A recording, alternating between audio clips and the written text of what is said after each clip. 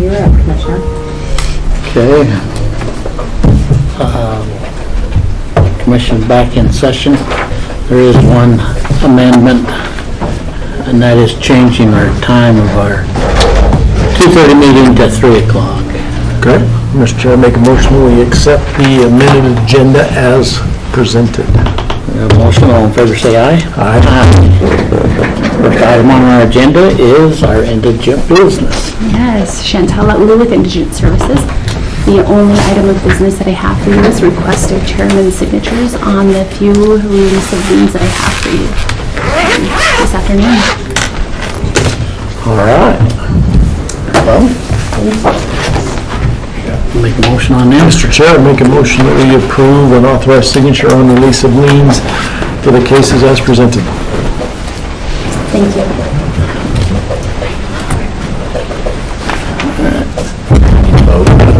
We have a motion, all in favor say aye. Aye. Adam. Doug, Hal, do you want to discuss this with us? I think the lease was coming. This is Adam McKinney, IT Director. Today we are talking about a contract. We're requesting a signature. This is to pull our data out of the OpenGov system out of band. So the only way that OpenGov generally will give us our data back is when we terminate services with them. We are in the process of going in that direction. However, we're not sure it'll be done in time to start putting this stuff into our new system, CityWorks. So this is an out of band. It would be $2,500, would cover us for 1 year quarterly pulls of data from their system that we could start to place that into the new system. And that way, either way, we end up with OpenGov for a little bit longer or not, we've got the data streaming into us.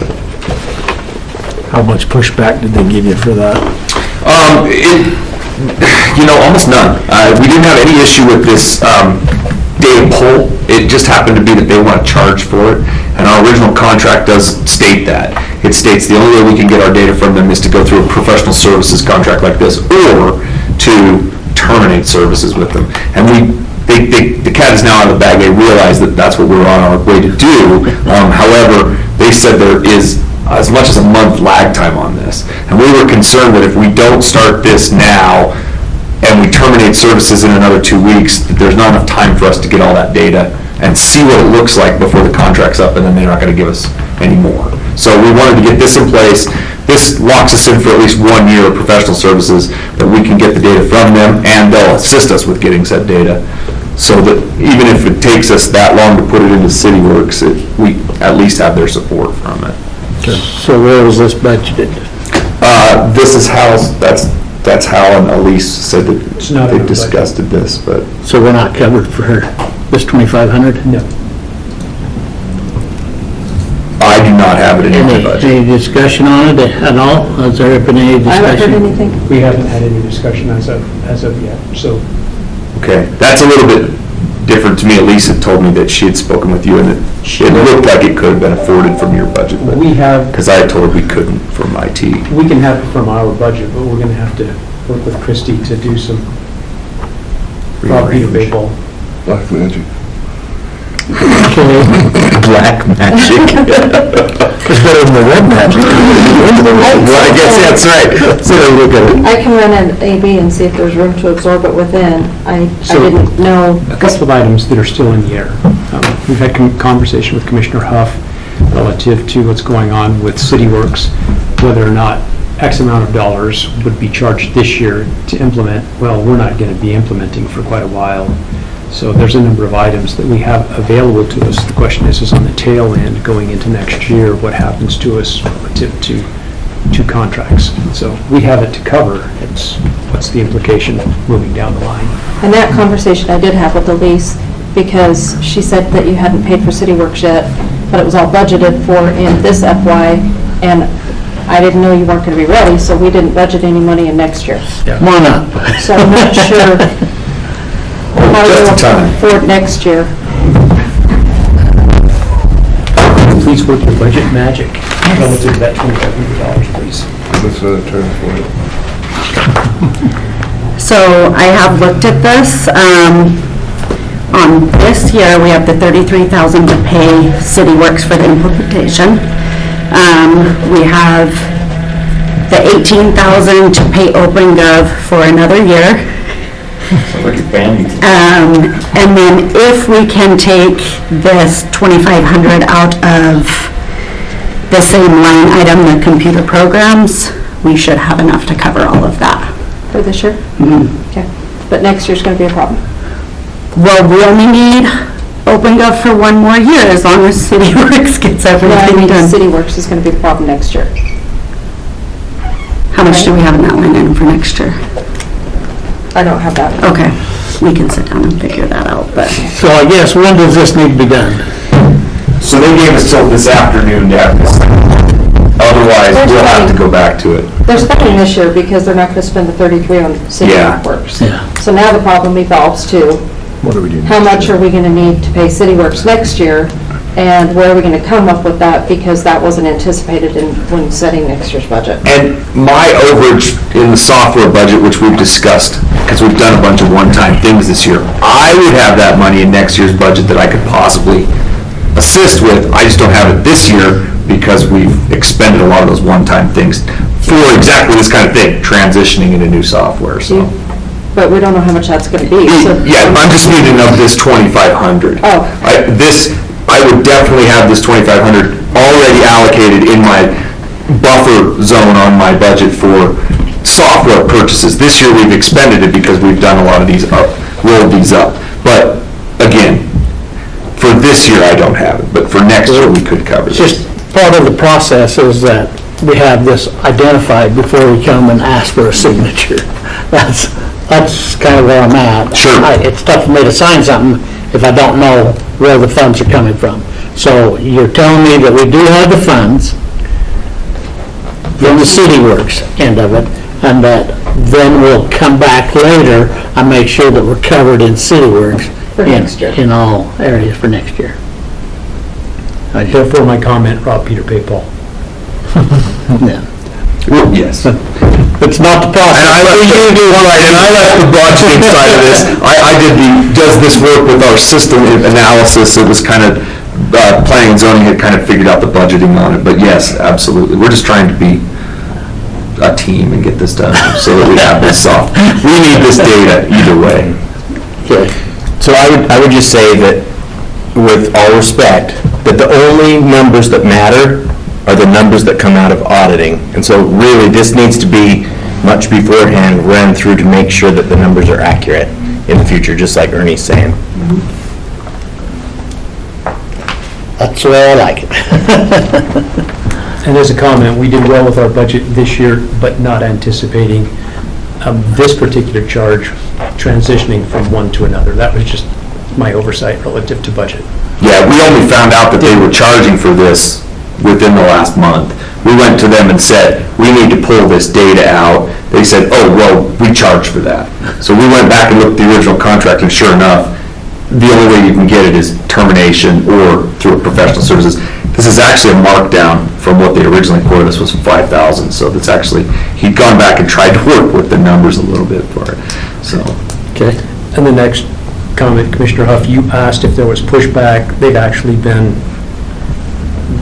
quite amenable, knowing that the whole county is moving towards one unified system. They understood that That felt better. there were particular things that worked to our advantage by making that change. It wasn't that we were not dissatisfied, it was the whole county's making that change, and that's why we're transitioning, and they were Yeah, they were very understanding. They were very understanding. Yeah, he even went back and worked through the numbers to bring this down for us to help with it, so. Okay. Mr. Chair, I make a motion that we approve the $2,500 for this, the contract with OpenGov as presented. We have a motion, all in favor, say aye. Aye. Aye.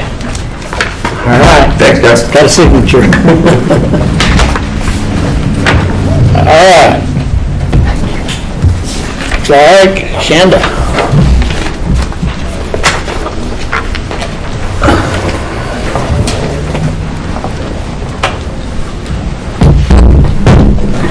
Commissioners, we have one item before the board today, and that is an update on the Safe Teen Assessment Center. Knowing again that schedule is super tight, we wanted just to come before the board and let you know where we were on a couple of different items. The first one I wanted to start out with was the contract. We had received a fee proposal from Headwaters Construction, and that has been put into a contract, rather lengthy contract, and submitted over to legal. They are starting the review process, and that should come before the board on Thursday, is what we're hoping for the contract for that. And then I invited Todd to give a program and budget update on his end of stuff. So, looking at the data, the case management system, we had initially looked at Tyler Technologies. In some of my technical assistance meetings, there was a few other programs that assessment centers were using or contracting with in northern Idaho. One of them was called Neon One, and they had indicated that the cost was significantly less than what we were doing with Tyler. And then in talking with Molly at the National Assessment Center Association, we're using Social Solutions, which is Apricot. I have reached out to both. I have meetings scheduled with Neon One on September 6th and Social Solutions on Wednesday, August 31st, tomorrow. But in looking at Apricot, I think they've given me some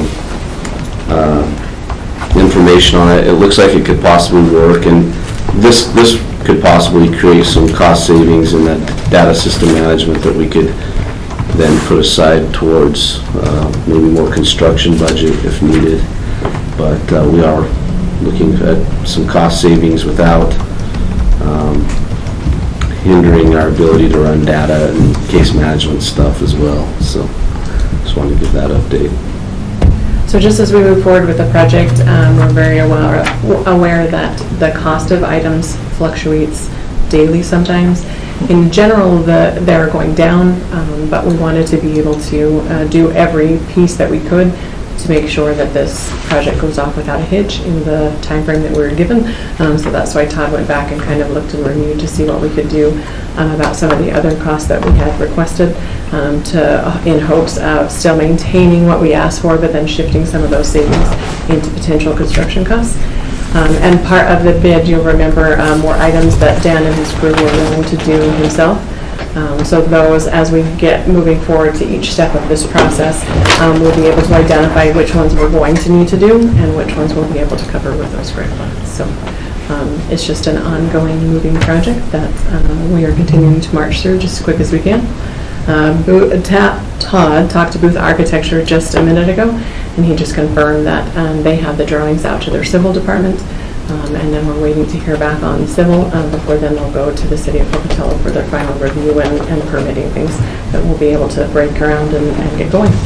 We're hoping then to align the contract this week with Headwaters, get that first meeting set up for either Friday seems too quick to get all those players in the same room, but potentially early next week, and then align those tasks out to then have the civil engineer drawings come back and have those available for Headwater and move dirt. The only other, I was hoping Dan was able to join us, but he must have got hung up.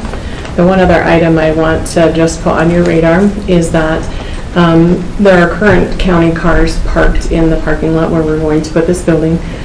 So eventually, as we know when that date's going to be that we're going to break ground and need to move those cars, there's a couple different options of where we can put them. I had thought once, as we had talked about the struggles that we have at the Lander building and keeping unwanted cars out of that parking lot, that potentially that could be a place where we have to have more activity over there, and then potentially some of the problems that we were seeing hopefully be diverted by additional activity that's over there. Or we do still have some on the other side of the building, or the one here at the courthouse. As far as I know, a lot of them cars do not get utilized, and we have a lot of properties that we could park cars at. Yeah. So that'll be just something as we go to break ground, right, that we'll need to officially notify those departments that use that parking lot and then get those cars down. Yeah, once it becomes a construction site, it'll have to be vacated. Perfect. In fact, we can talk about that on Thursday a little bit with our department meeting. Okay, that'll be perfect. And then Hal's got the contract, or the request for the city to vacate? I'll just do a quick update on the vacation of 6th Street. Paperwork is in due to some issues with city council in the city of Pocatello. I'm still waiting to find out when we will actually be scheduled for a hearing. We only have a single hearing. A vacation for right-of-way in the city of Pocatello goes directly to the city council for review and action. So that paperwork is in, and I'm waiting for them to confirm a time. I do not have that. It looks like it's probably going to be October, the first Wednesday, I believe, of October. Okay. Okay? Like the governor's supposed to appoint somebody Friday, supposedly. Also, So it may be a blessing that we held off a little bit. real quickly also, there's some items that I had conversation with Dan Kendall regarding the landscape requirements. When the right-of-way is vacated and it becomes our, shall we say, our possession, I don't know what word to use. Anyway, because it becomes it's no longer a right-of-way, it takes us out of particular landscaping requirements and how that has to be oriented and how much percentage, et cetera. So it works to our advantage relative to how we develop our parking schemes on that small site relative to the building as well as what's taking place along 6th Street. So in relation to the delays, yes, in many ways, it's somewhat working to our advantage and in our favor. And then Dan, I just didn't know if you had any other items. We had mentioned that the booth had the drawings out to civil, and we're waiting for them to get back before we could do review. But Yeah, just waiting on those engineer drawings, but they should be just about there. Get it turned in for a building permit. They go a lot faster on that side. Good. if you had any, That seems to be a need. Yeah. and just if you guys had any questions for us, I'd be happy to.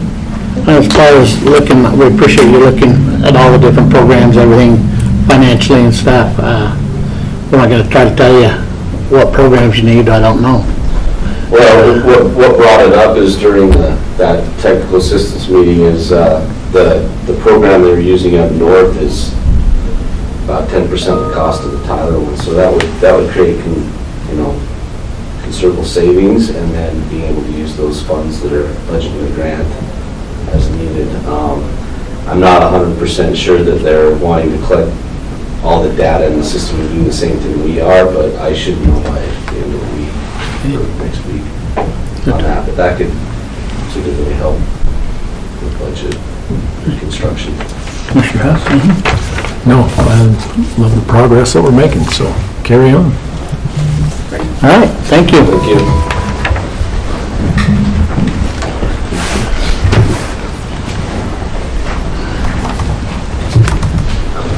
All right. And letters and notices, public hearing notice, fee increase, and open fiscal year 2022 budget. Conversation we had last week. Yep. I did make the one amendment that we had discussed after I presented this, but we did discuss it and you approved it. Okay. That was for the ARPA funds. Mr. Chair, make a motion that we approve the notice of public hearing for opening the budget as presented. Have a motion, all in favor say aye. Aye. Aye. See if I can get that all the way down there. It's a good drill. Without Terrell. You're an athlete, I can tell.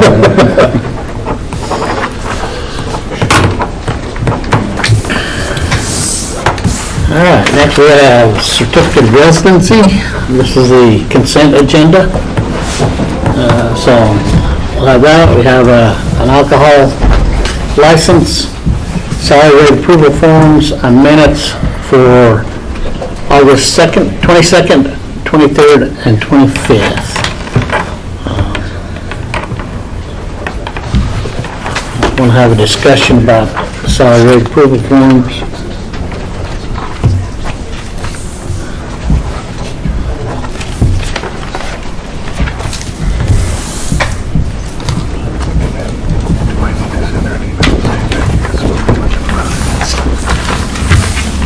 Right over the top. Got lucky on that one.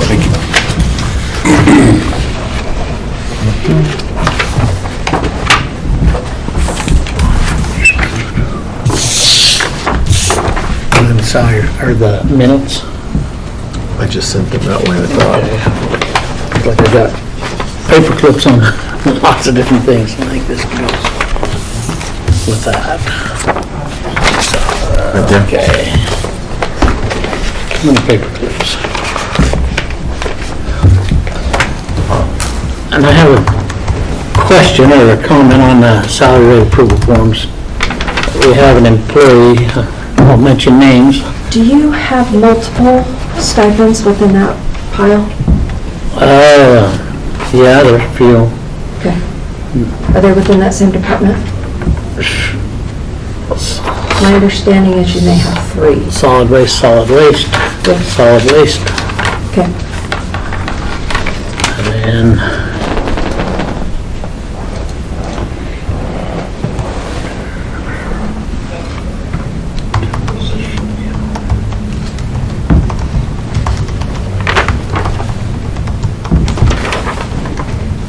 I guess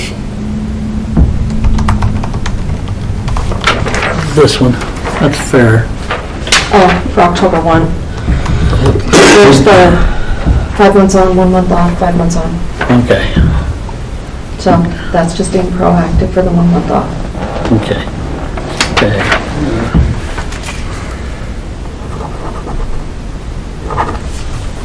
My question was, we got an employee that was hired, that I was here for orientation yesterday.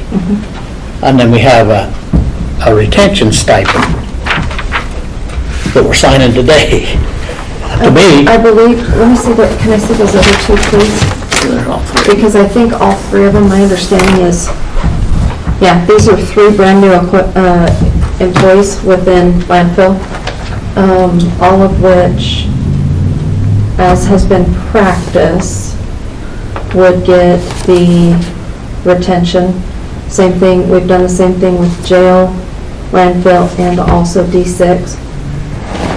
Some of D6, not consistent, but those 3 departments, any new hires that have occurred between now and September 30 have been given the retention stipends, just as a way to compete in anticipation of next year's budget. So there's 3 being treated all equally.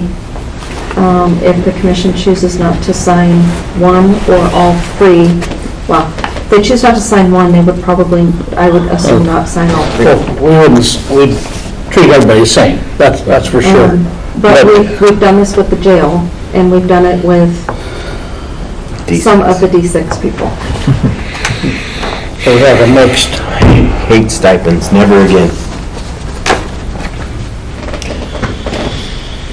Well, okay, we've got multiples. And if we've been doing it, then This ends. September September 30th. 30th, they have an expiration date on them. Yep. And if they don't work at the landfill, if they don't work 2 weeks, they don't get it. So if they worked 1 week in that pay period, they don't get it that pay period, but they would get it the next. Okay. Excellent. It just really bothered me that it's called a retention stipend, and I was introduced to the individual yesterday. Yeah. Yeah. One of those individuals started, I believe, on August 8th, and the other one started, I think, the next week, and then the one yesterday. It'll be a bigger part of our conversations if it ever comes before us again, in my opinion. Yeah. I'm with Jason. Hopefully never, it's never an issue again. Not a fan. Not a fan. But it was anticipated to pay that dollar amount through the fiscal year. Correct. 2 current employees, in my opinion. All right, that's a consent agenda. Mr. Chair, I make a motion that we approve the consent agenda as presented. We have a motion, all in favor, say aye. Aye. Aye.